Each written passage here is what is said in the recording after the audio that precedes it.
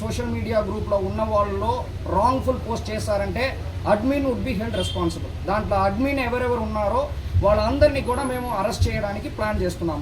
ఇప్పుడు నేను ముందుకే అడ్వాన్స్గా చెప్తున్నాను. ఓకే, నాకు తెలియదు యాజ్ అడ్మిన్ ఎవరు ఉన్నారో వాళ్ళు కంట్రోల్లో ఉండాలి సోషల్ మీడియా గ్రూప్స్.